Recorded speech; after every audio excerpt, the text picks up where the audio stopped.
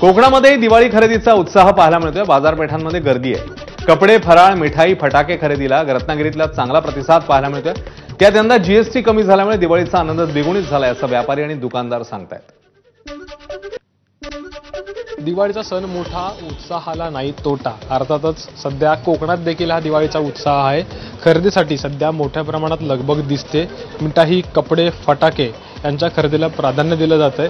रत्नागिरी शहरामध्ये जर आपण बघितलं साधारणपणे गर्दी उसळली आहे। शेवटचा वीकेंड आपण म्हणूया, शनिवार आणि रविवार, त्यामुळं स्वाभाविकपणे अगदी ज्या काही गोष्टी दिवाळीसाठी लागणार आहेत, फुलं, फटाके, सजावटीचं सामान असेल, कंदील असेल, कपडे असेल, याला गर्दी होते। मी मिठाईच्या दुकानामध्ये आहे आणि साधारणपणे स्वाभाविकपणे दिवाळी म्हटली की मिठाईला देखील एक वेगळं आणि अनन्यसाधारण महत्त्व असतं। शेठ, मिठाईची मागणी दिवाळीला आपल्या कोकणातनं साधारणपणे कशी आहे?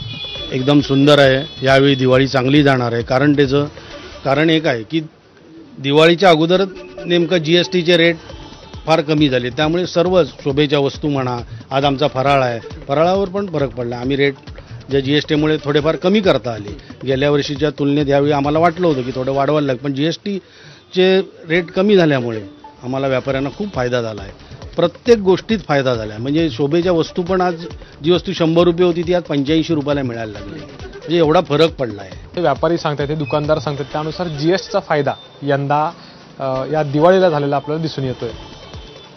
कॅमेरामॅन महबूब शेखसह अमोल मोरे, एबीपी माझा, रत्नागिरी।